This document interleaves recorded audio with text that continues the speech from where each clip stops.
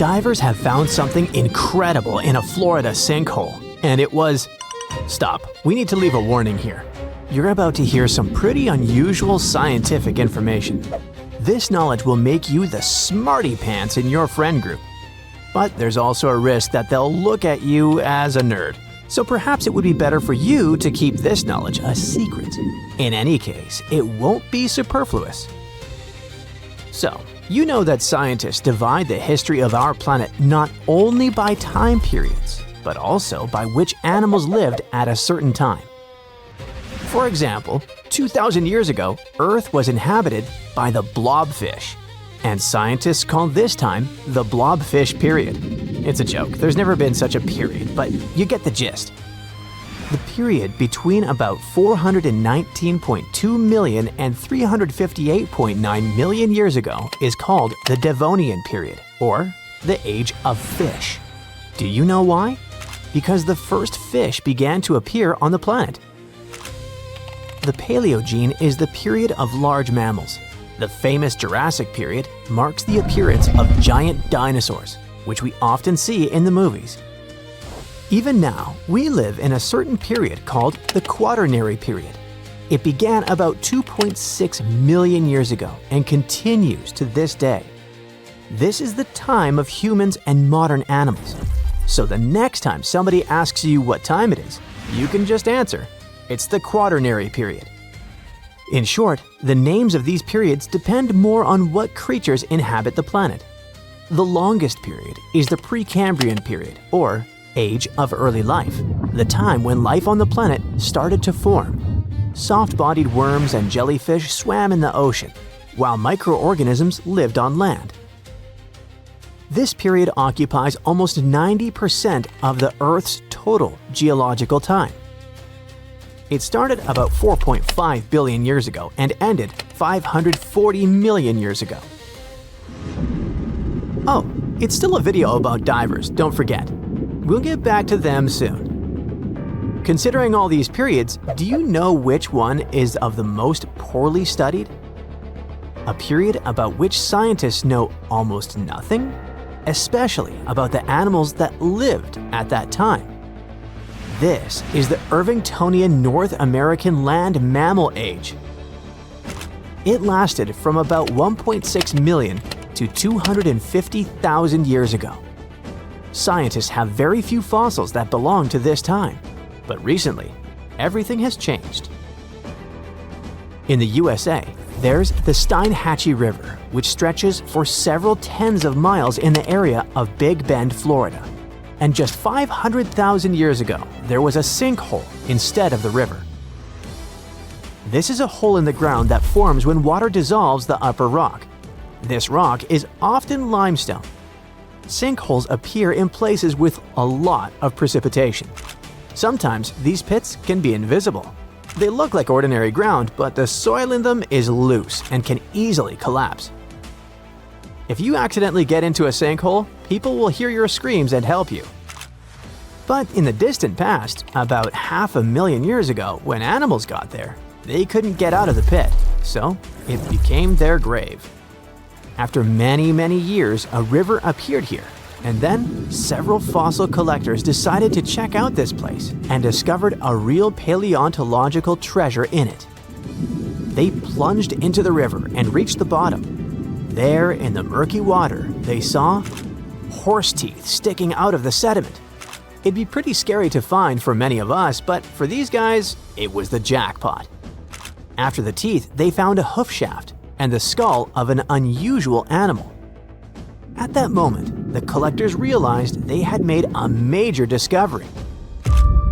Over the years, the sinkhole at this place had been filled with sedimentary rocks. Then, the river compacted all this mass, which made it possible to keep everything inside the sinkhole in good condition. Many animals got trapped in this pit 500,000 years ago, and only now have people managed to get them out. More precisely, what's left of them. Divers have found more than 500 fossils belonging to ancient animals, including unknown species. They got well-preserved bones of ancient horses, giant armadillos, sloths, and a new species of tapir. The Florida Museum examined the remains and determined that they belonged to the poorly studied Irvingtonian North American land mammal age. Most of all, scientists were struck by two finds in this collection. The first was the remains of a giant armadillo-like creature, and the second was the skull of an ancient tapir. In case you didn't know, this is a very cute pig-like mammal that has a short trunk like an elephant. Divers in Florida found the remains of a distant ancestor of this animal, which may be a new unknown species. Most of the fossils in the sinkhole belong to early Cabalene horses, a subgroup that includes modern domestic horses. The remains of horses are so well preserved that scientists have seen signs of wear on their teeth. This will allow experts to understand the diet of these ancient creatures. We often hear news about people finding the remains of ancient animals or dinosaurs in caves, ravines, or at the bottom of lakes. But imagine if they found such remains in a museum. It all started in the early 2000s, north of the Florida border in southwest Georgia. There was a mine where workers mined clay. One day, they found the remains of some ancient animals and gave them to the Florida Museum of Natural History. There, these remains lay in storage, waiting in the wings. And then one day, some guy started sorting them out and noticed a mysterious vertebra of an unknown animal.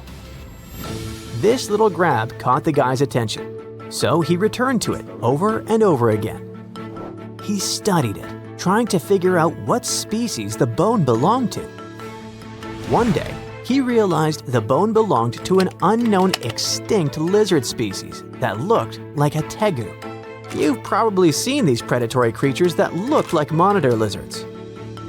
So, the age of the bone was about 15 to 17 million years old. Let's wrap up our video with something weird. You see this piece of amber-colored stone with stripes? Or is it not the stone? It looks like an ancient seashell. So right now, you're looking at the oldest fossil in history. It's a stromatolite, and its age is, you won't believe it. Make a guess. 100 million years? 500 million years? 1 billion? No.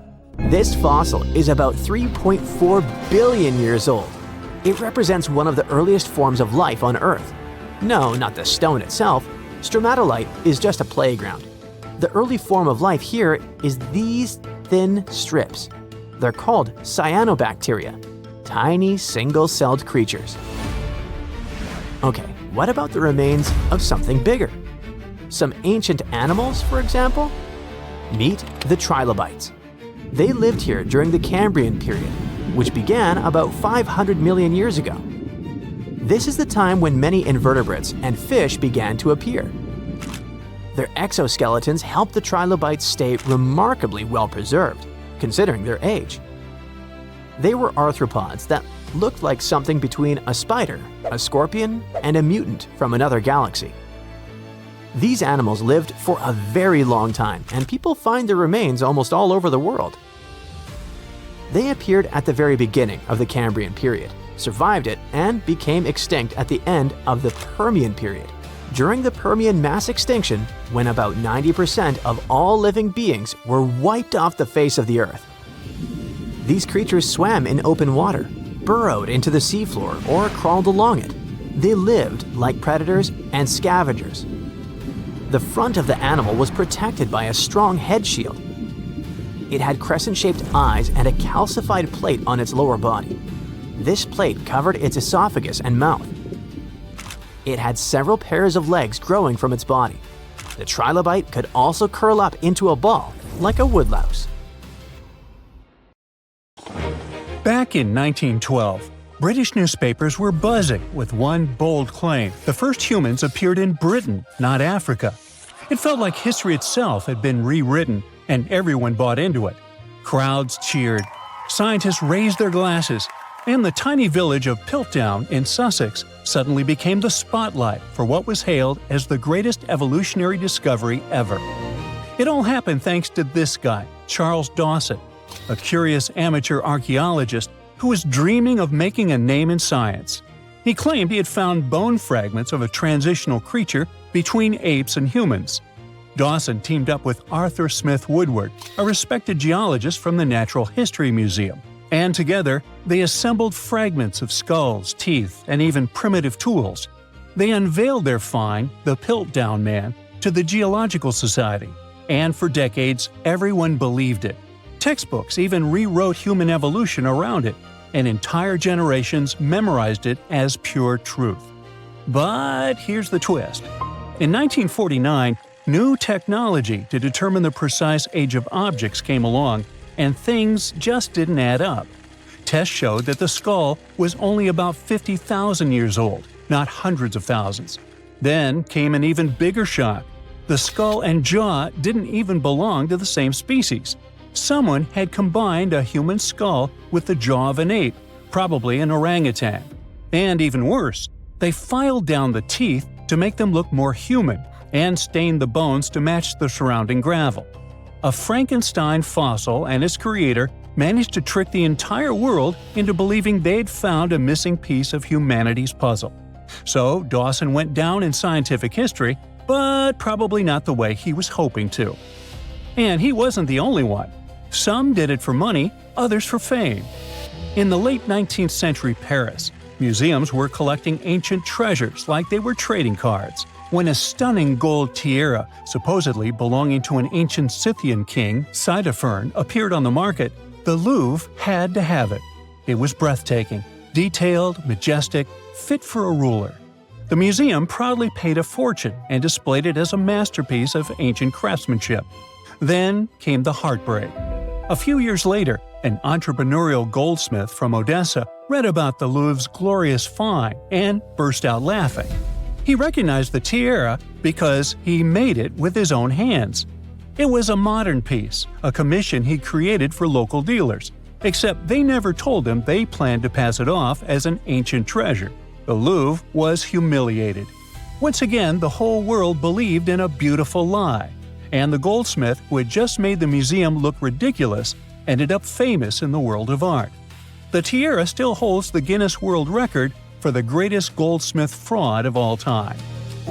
Another story of a well-planned scientific hoax takes us to a quiet town of Cardiff, New York, a couple of decades before the Louvre incident. In 1869, workers digging a well struck something hard and enormous. They uncovered what looked like a petrified 10-foot-tall man lying in the earth. Crowds poured in from miles around to see it. Preachers called it proof of the biblical giants mentioned in Genesis. Scientists debated whether it was fossilized or divine. Within days, the Cardiff giant became a sensation. People paid good money to see it, 50 cents a ticket, which was a lot back then. Later, it turned out that a man named George Hull carved the mysterious giant from gypsum after an argument with a Methodist reverend. Hull just wanted to prove how easily you can fool people, especially religious believers, unlike himself. So he buried the fake giant, and it worked too well. Even after experts exposed the hoax, visitors didn't care. They kept coming because they wanted to believe. Over time, the giant changed ownership several times. You can now see it at the Fenimore Farm and Country Village Museum in Cooperstown, New York. Well, speaking of museums, you might have seen crystal skulls that glow under light, presented as sacred artifacts from Mesoamerican temples. Yes, that skull from an Indiana Jones movie with ancient Aztec powers or even extraterrestrial energy. So, museums displayed such skulls proudly until scientists at the British Museum and the Smithsonian decided to give them a closer look. And what they found shattered the myth. They found that the skulls were made with modern rotary tools and abrasives that ancient carvers didn't have. In other words, someone in the 1800s or 1900s made them using modern machinery and fooled the world. They weren't messages from deities or some advanced creatures from space, just very fancy paperweights that tricked so many people into believing in some ancient superpowers. Well, let's jump several decades closer to the present day, shall we?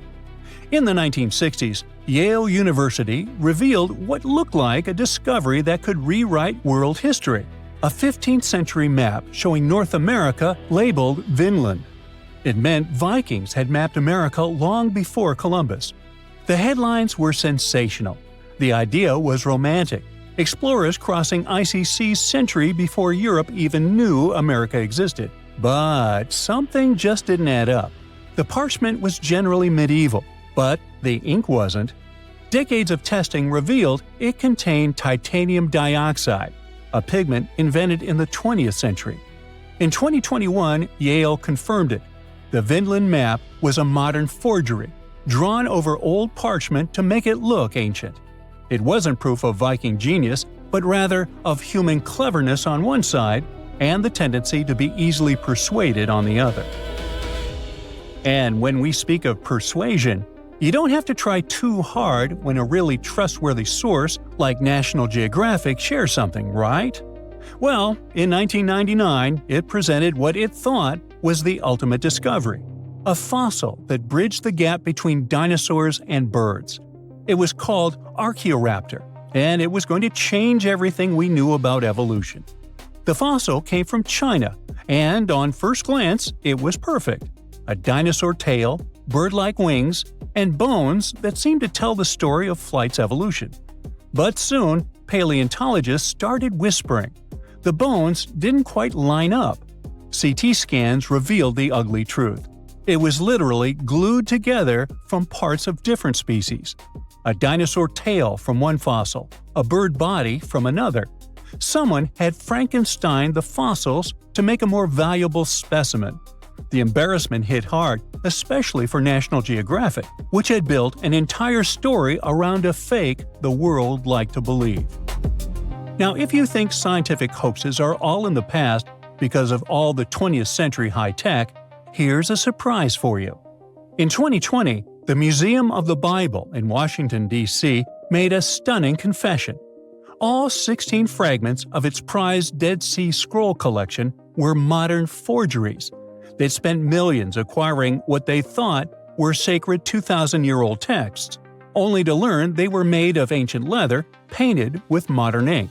The forgery was so advanced that even experts were fooled at first.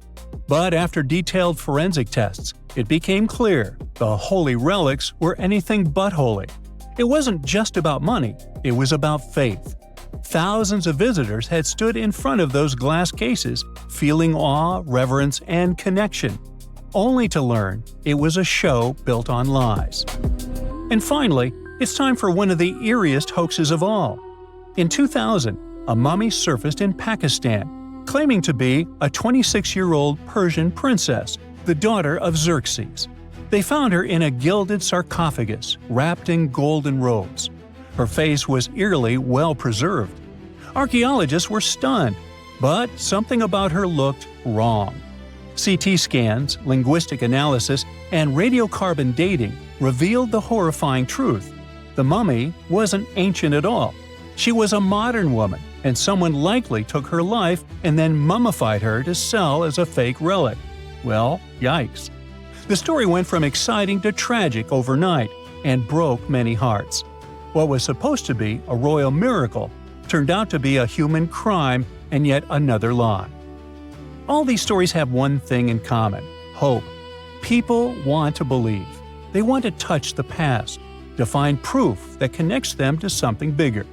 Whether it's scientists looking for the missing link, museums wanting fame, or believers searching for signs of faith, we all crave wonder. History is full of tricksters, and sometimes the best stories come from the fakes that fooled us all. Do you know how much gold has been mined by humans throughout history? About 216,000 tons, and 2/3 of this amount was mined after the 1950s. Different countries, different times, thousands of different people involved. But what if you found huge deposits of gold in one place? What if a giant gold ore deposit was discovered? No, not just giant, but super giant. This is exactly what was found in China. A group of geologists discovered about 40 gold veins with about 330 tons of gold ore. But that's not all. 3D modeling has shown that even more gold lies underneath. At a depth of about 9,800 feet, there may be several hundred more tons. In short, there is a chance that they will discover deposits with about 1,100 tons of gold. Can you imagine how much that is? If not, that's about $83 billion. Wow! Experts say that this deposit contains approximately 4.9 ounces per ton of ore. It seems that this is negligible, but in fact, it's a high indicator in gold mining. Usually, 0.35 ounces per ton is awesome. If all calculations turn out to be correct, it will be the largest gold mine in the world, even bigger than the South Deep mine located in South Africa, with its 1,025 tons of gold. Everyone is worried. Everyone is happy. Gold, gold, gold on their minds. Everyone wants gold. Everyone buys gold. Gold is rising in price. Gold is more reliable than Bitcoin and cash. Gold is associated with wealth and luxury. Gold is always a valuable and profitable investment. But hold up. Why is it so? Why do people go crazy over some shiny metal? The fact is that gold has both practical and psychological value. For centuries, gold has represented power, prestige, and wealth in different cultures. It seems we're born in a genetic memory that gold is valuable. Think of how many problems gold has brought to literary heroes and how many gold-related adventures we've seen in movies. Gold makes people happy and greedy, cruel and intimidated. That's why so many people love it. Yes, it glitters, it's beautiful, but it's also practical. Gold doesn't rust, it doesn't corrode, it can be stored for a long time, and it doesn't deteriorate. It's literally a reliable investment. All other savings may lose value because of crises, but gold remains unchanged. The only problem, it can get stolen. In addition to jewelry making, gold is used in electronics, medicine, aerospace, and many other industries. Bitcoin has a value because of the public support of people around the world. Money has value thanks to the support of authorities. Gold has value on its own. It's tangible and visually appealing, and its worth is also supported by people's centuries-old belief in its enduring value. But never let gold cloud your mind. Many people lose their honor and even their minds over it. Avoid this trap. It's just a shiny piece of metal. There are other precious metals in the periodic table: palladium, silver, copper, platinum. Why is gold number one? Cheaper metals such as copper, iron, lead, and aluminum corrode and rust. Aluminum is also not durable. Platinum and palladium are more expensive than gold, but they're too rare and difficult to mine. You won't make many coins out of them. Silver is softer than gold. It tarnishes, scratches, and deforms. And, well, to be honest, gold is more beautiful. But there is another reason why gold is so expensive. It's quite difficult to get. Gold mining is a very laborious and long process. In movies or documentaries, you might have seen people standing at the mouth of a river, collecting silt and clay, sifting it through gauze and small nets, and finding gold particles there. That's one of the methods for how gold is mined. You have to work hard to get just a few small pieces. How do they find gold? It used to be luck. Someone was walking along the shore and saw something glistening in the water. But today, gold detection methods are much more effective.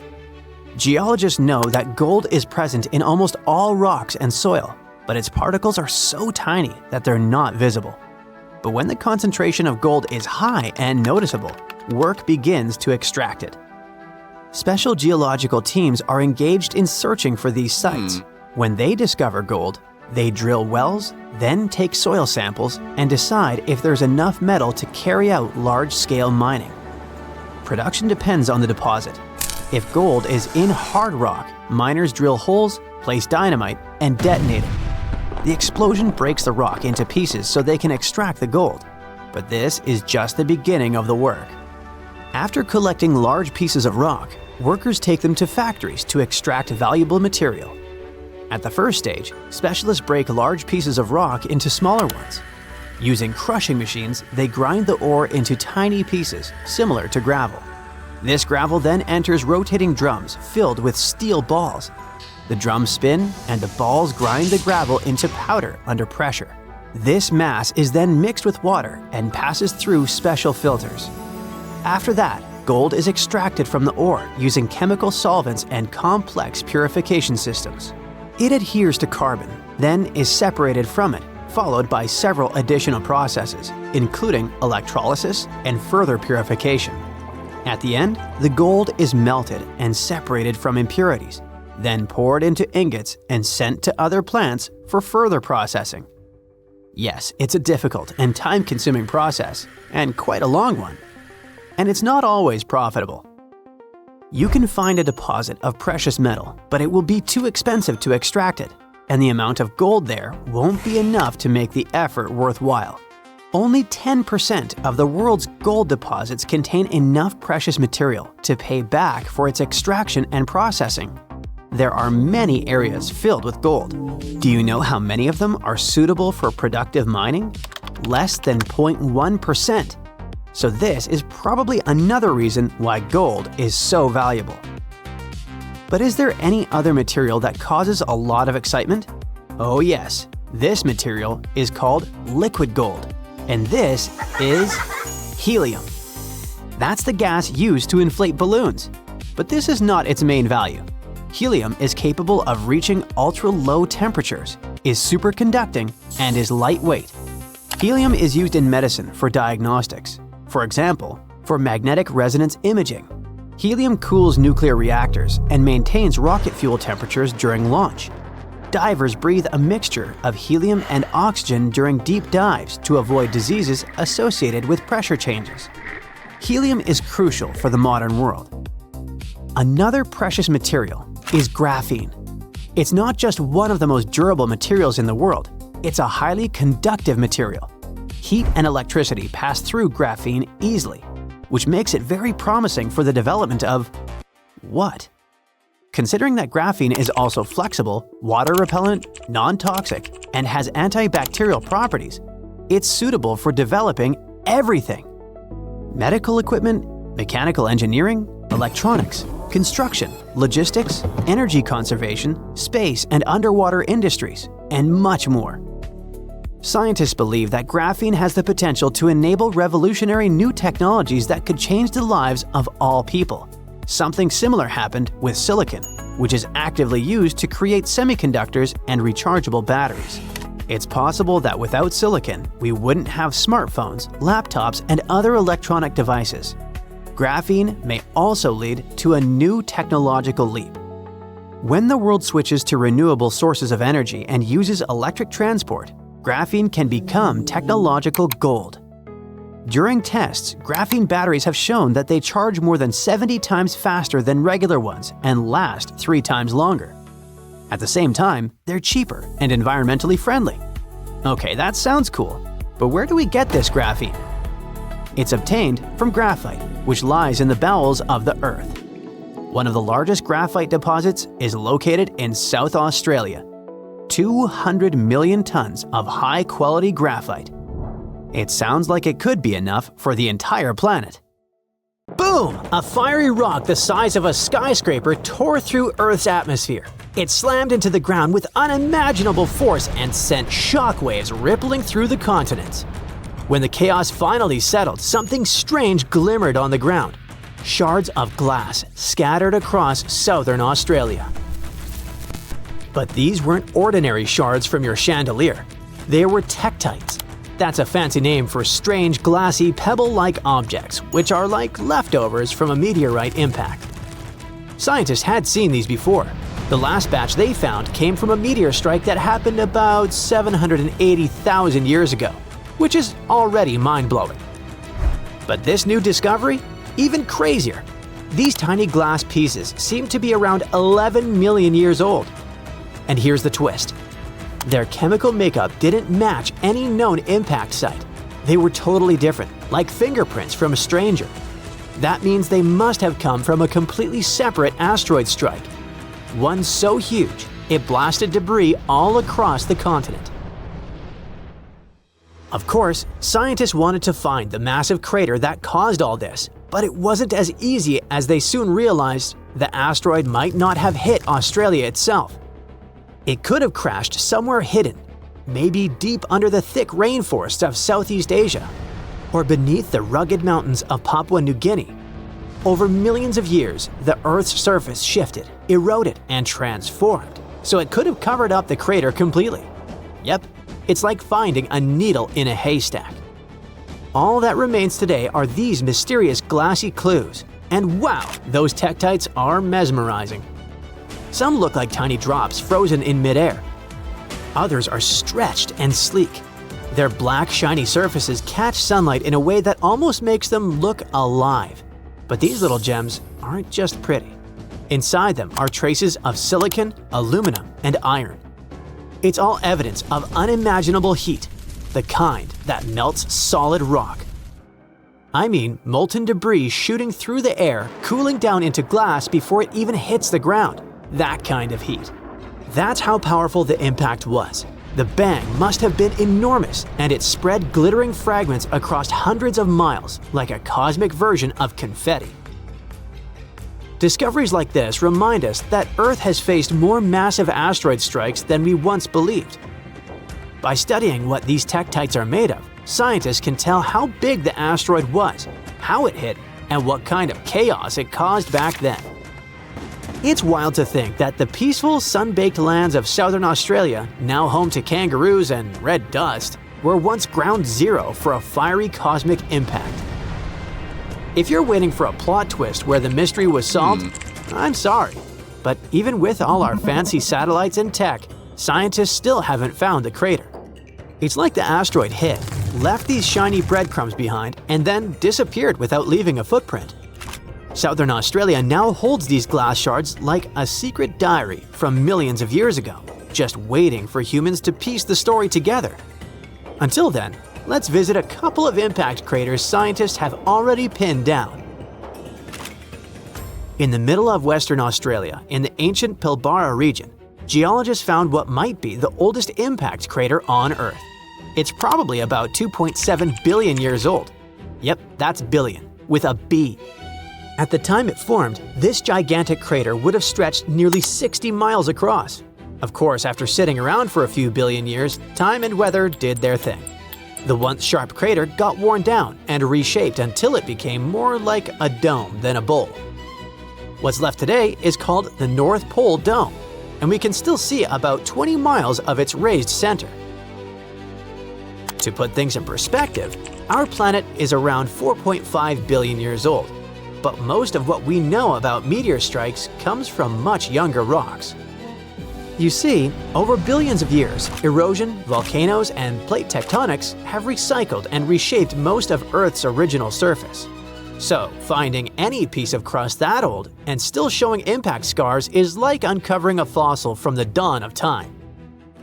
Between 4 and 2.5 billion years ago, Earth was totally different. It was completely covered in water, and maybe a few lonely bits of land sticking out. Volcanoes were erupting like crazy. Chemicals were swirling in the oceans, and continents were just starting to form. Most of that early crust got destroyed or buried long ago. So surviving pieces like this crater are unbelievably rare. Then, about 2 billion years ago, Earth went through a wild snowball Earth phase. Ice stretched from the North Pole all the way to the South Pole. But before that icy chapter, something dramatic had already happened in what's now Western Australia. A meteorite came crashing down.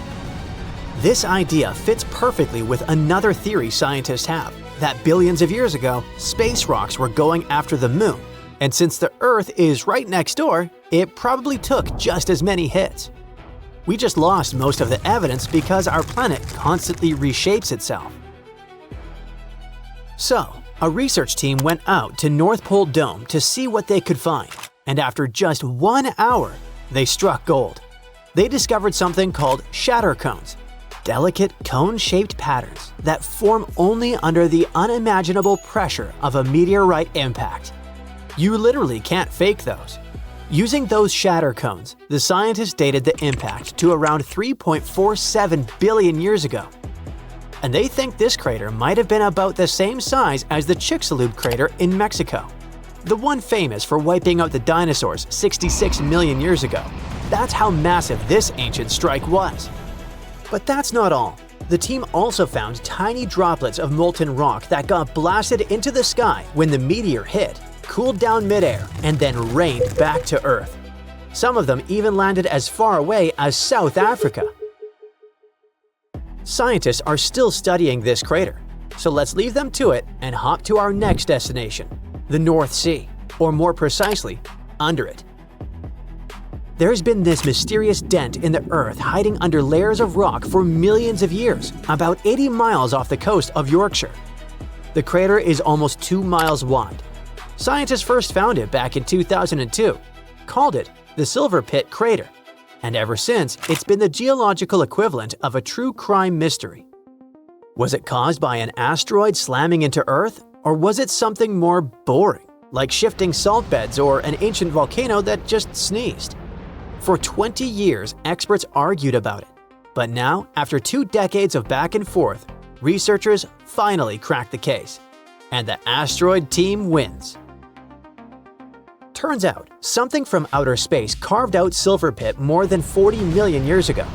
A research team used super detailed 3D seismic imaging, which is basically Earth's version of an MRI. And they also took old drill cuttings from an oil well from the 1980s.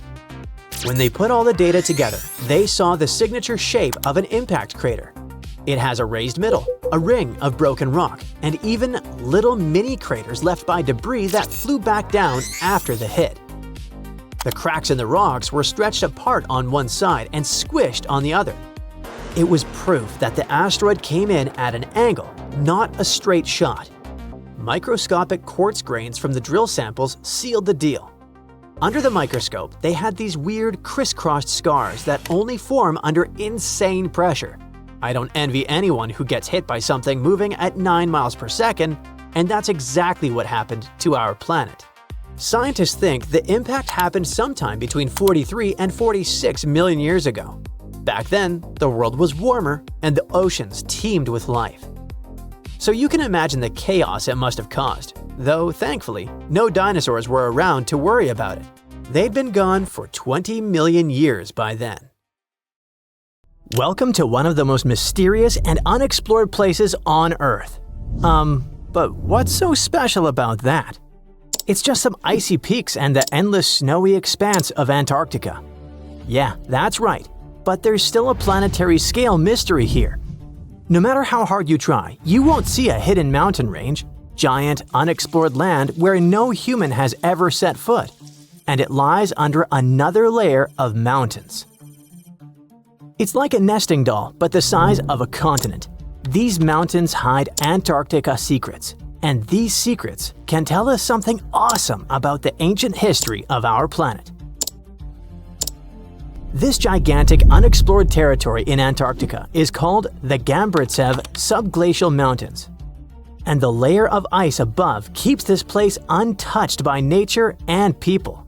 It's like a land inside another land, and it hides more than just mountains. There are valleys, hills, and plains. The whole area is similar to the European Alps, but unfortunately, we can't enjoy the view. Those mountains were first discovered in 1958 using seismological instruments. More than half a century has passed since then, and this place still remains one of the most poorly studied tectonic objects on Earth. Why? Because it's ice. A lot of ice. Who knows? Maybe there are some unknown ancient artifacts lying there. What if they're hiding a secret city or spaceships? It's unlikely, of course, but it would still be interesting to look there. Think about it. Hundreds or even thousands of miles of land that have remained unchanged for hundreds of millions of years. Even if no new species of animals or remains of an ancient civilization are there, this place still has a history. The history of the formation of continents on our planet. And scientists have already figured out some of this story.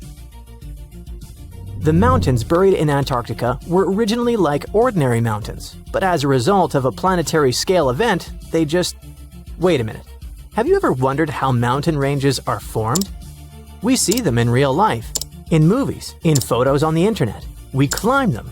But how did they appear? Mountains have not always existed on the planet in this form. They appeared as a result of a large-scale collision of tectonic plates. Two giant solid chunks of ground are moving toward each other, then crash, and boom! Millions of tons of the Earth's crust pile on top of each other, mix, and form ledges and gorges. And all this can last for millions of years. Yes, it's a disaster, but it's very slow. Some tectonic plates are still colliding. For example, the Himalayas continue to grow because the Indian and Eurasian plates are still ramming into each other.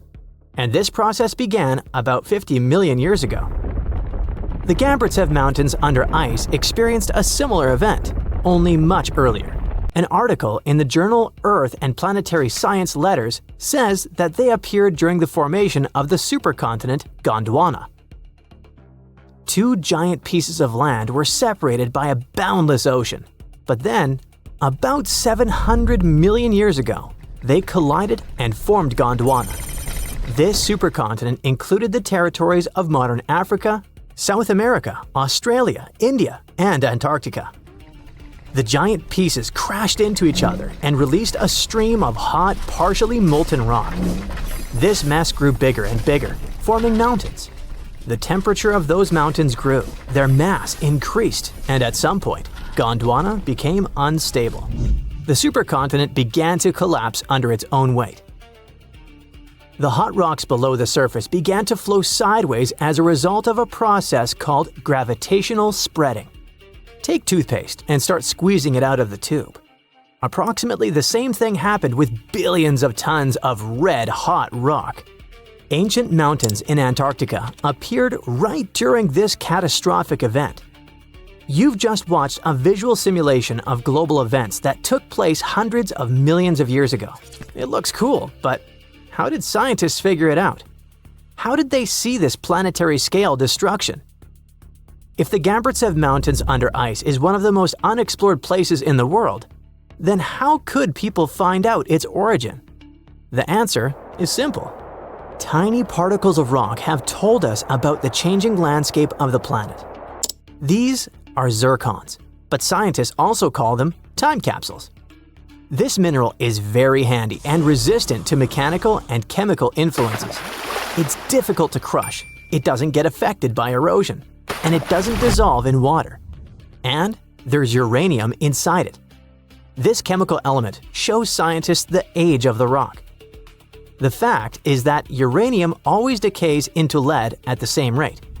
Scientists look at the ratio of uranium and lead and determine the age of minerals with great accuracy.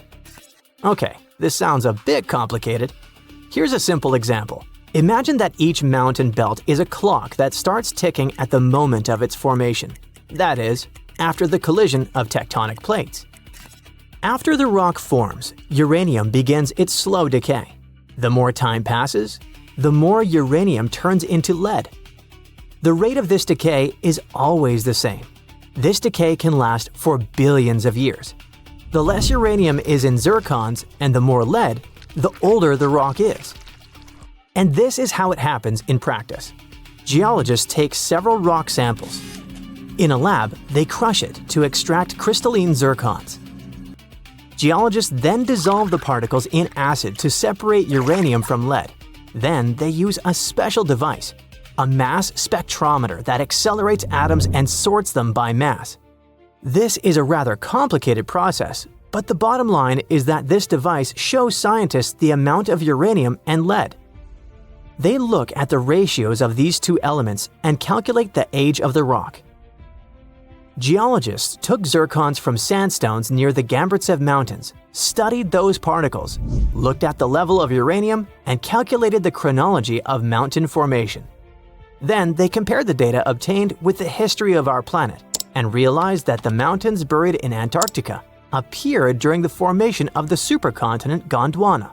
But how did they find out that the supercontinent included Australia, India, and Africa? Zirconia from those Antarctic rocks turned out to be very similar to zirconium from those countries. That is, a long time ago, these three continents were together. So, the Gamburtsev Mountains began to grow about 650 million years ago. About 580 million years ago, they reached the height of the Himalayas, and 80 million years later, they experienced the melting of the Earth's crust. And while most of the mountain ranges on the planet were changing and collapsing, the Gamburtsev Mountains under ice remained untouched. Water, soil, wind, earthquakes, gravity, and other natural forces destroy mountain belts. This process is called erosion. But mountains buried in Antarctica haven't experienced anything like this. The cold temperature and the ice sheet around them kept this range unchanged. It's one of the best preserved ancient mountain belts on the planet. Okay, but why do we need to explore these mountains? What difference does it make that the supercontinent Gondwana collapsed in the past?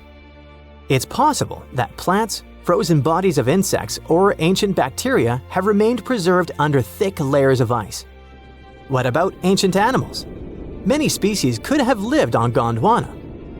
Studying ancient mountains in Antarctica can show us what the planet looked like about 500 million years ago. When Antarctica was a green continent, what lived on it? What happened to this life? Is it possible to revive those ancient creatures after so many years? If scientists were able to calculate the date of the supercontinent's appearance using tiny particles, then imagine what they could find after examining this hidden mountain range. It all sounds very interesting, but there's one problem.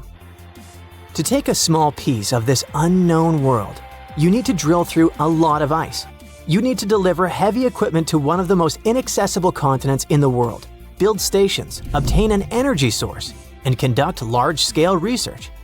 It sounds incredibly expensive, so this hidden territory will probably remain a mystery for a long time. Let's just hope that some billionaire will want to find out Antarctica's secrets and arrange a large-scale expedition there.